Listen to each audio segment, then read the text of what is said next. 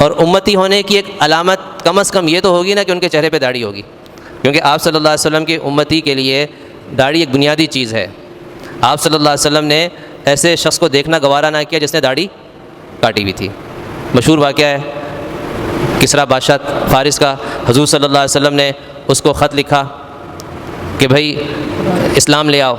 وہ بڑا گستاخ انسان تھا، اس نے آپ صلی اللہ علیہ وسلم کا جو والا نامہ تھا اس کو پھاڑ دیا، ٹکڑے ٹکڑے کر دیا، اور بڑے تکبر کے ساتھ کہنے لگا کہ ان صاحب کی اتنی جرت ہے کہ مجھے دعوت دیتے ہیں۔ اور اپنے گورنر کو لکھا، بصرہ ایک شہر تھا اس زمانے میں، ایک تو بصرہ شہر ہے نا عراق میں، یہ تو بعد میں بنا ہے۔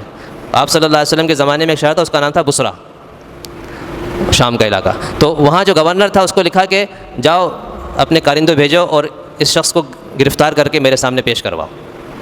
بصرہ کا گورنر، اس نے اپنے 2 کارندے پہلوان قسم کے بھیجے مدینہ کی طرف، اور کہا کہ جنہوں نے خط لکھا ہے ان کو گرفتار کر کے بادشاہ کے سامنے پیش کرنا ہے۔ بادشاہ سپر پاور تھی نا اس وقت فارس کی حکومت جو تھی۔ وہ 2 نمائندے جب آپ صلی اللہ علیہ وسلم کے پاس آئے ہیں تو انہوں نے داڑھی کاٹی ہوئی تھی، مونچھیں بڑھائی ہوئی تھی۔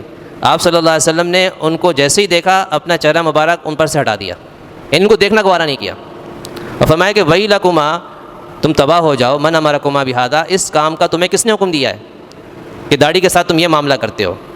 اصل میں عرب کے اندر داڑھی کٹانے کا کوئی رواج یا کوئی تصور نہیں تھا۔ اس وقت مشرکین بھی تھے اور یہود و نصارہ بھی تھے، جو عرب میں جو باشندے تھے نا مختلف مذہب کے، یہودی تھے، عیسائی تھے، مشرکین تھے، مسلمان تھے، اور سب داڑھی رکھتے تھے۔ یہ فارس یہ دوسرا ملک تھا، وہاں پر داڑھی کٹانے کا رواج تھا۔ اس لیے حدیث میں آپ صلی اللہ علیہ وسلم فرمایا کہ خالف المجوس، مجوسیوں کی مخالفت کرو۔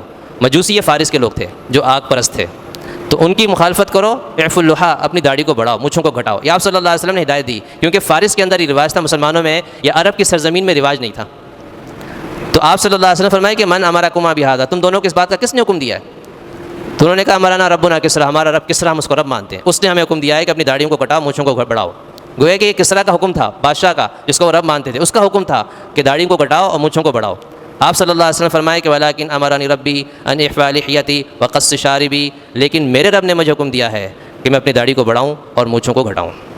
یعنی گویا کہ آپ صلی اللہ علیہ وسلم نے جو اپنی ریش مبارک بڑی رکھی ہے، اور اتنی بڑی تھی کہ صحابہ کہتے ہیں ظہر کی نماز، عصر کی نماز آپ صلی اللہ علیہ وسلم پڑھاتے تھے تو نماز میں قیام میں قرات کرتے تھے یا نہیں کرتے تھے؟ ہمیں ایسے پتہ چلتا ہے کہ ہم پیچھے سے آپ صلی اللہ علیہ وسلم کی ریش مبارک کو ہلتا ہوا دیکھتے تھے، کہ جب آدمی قرات کرتا ہے تو داڑھی ہلے گی نا، تو اس سے ہمیں اندازہ ہوتا تھا کہ آپ صلی اللہ علیہ وسلم ظہر میں اور عصر میں تلاوت کرتے ہیں، آواز سے تو نہیں کر رہے، تو اس طرح پتہ چل جاتا تھا کہ آہستہ تلاوت کر رہے ہیں۔ تو کم از کم اتنی بڑی تو آپ صلی اللہ علیہ وسلم کی ریش مبارک ہوگی کہ پیچھے سے جب انسان دیکھ رہا ہے اس کو نظر آ رہی ہے، اگر بالکل چپکی بھی ہوتی تو نظر نہ آتی پیچھے سے۔ تو اس لیے فقہاء نے لکھا ہے کہ کم از کم 1 مٹھی ہے، اور اس پر چاروں ائمہ کا اتفاق ہے۔ اب 1 مٹھی کا مسئلہ کہاں سے آیا؟ آپ صلی اللہ علیہ وسلم سے تو کاٹنا ثابت نہیں ہے، حضور صلی اللہ علیہ وسلم سے ساری زندگی اپنی داڑھی کا کاٹنا کسی ایک حدیث سے بھی ثابت نہیں ہے کہ آپ نے اپنی ریش مبارک کو کاٹا ہو۔ لیکن عبداللہ بن عمر رضی اللہ عنہما کے بارے میں آتا ہے، بخاری شریف کی حدیث ہے کہ جب بھی وہ حج پہ جاتے تھے یا عمرے پہ جاتے تھے، تو جب آدمی حلق کراتا ہے نا، سر منڈاتا ہے حج پہ عمرے پہ، تو اس موقع پر وہ اپنی داڑھی کو بھی کاٹتے تھے 1 مٹھی میں پکڑ کے، 1 مٹھی میں پکڑی، اور اس کے بعد جو زائد بال ہوتے تھے اس کو کاٹ دیتے تھے۔ اور صحابی کا عمل وہ بھی حجت ہے ہمارے لیے، اگر وہ بظاہر کوئی سنت کے خلاف عمل نظر نہ آئے تو ہماری حجت ہے، کہ اس سے معلوم ہوتا ہے کہ انہوں نے یہ بات حضور صلی اللہ علیہ وسلم سے لازماً یا تو سنی ہوگی یا آپ صلی اللہ علیہ وسلم کا عمل دیکھا ہوگا، اسی وجہ سے انہوں نے اس پہ عمل کیا۔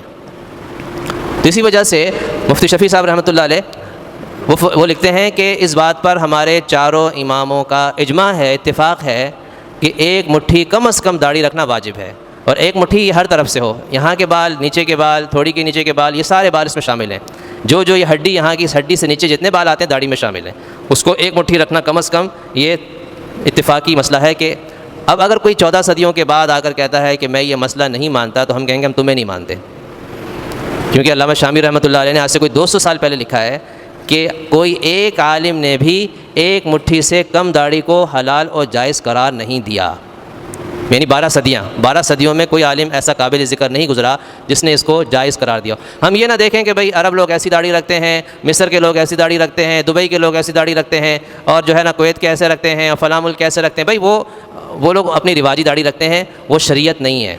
کسی حدیث میں نہیں آیا کہ دبئی کے لوگوں کو دیکھ کر داڑھی رکھو، کسی حدیث میں نہیں آیا کہ مصر کے لوگ تمہارے لیے قابل اتباع ہیں، کسی حدیث میں نہیں آیا کہ سعودی عرب کے لوگ تمہارے لیے قابل واجب اتباع ہیں، کسی حدیث میں نہیں ہے۔ ہم نے تو صرف شریعت کو دیکھنا ہے۔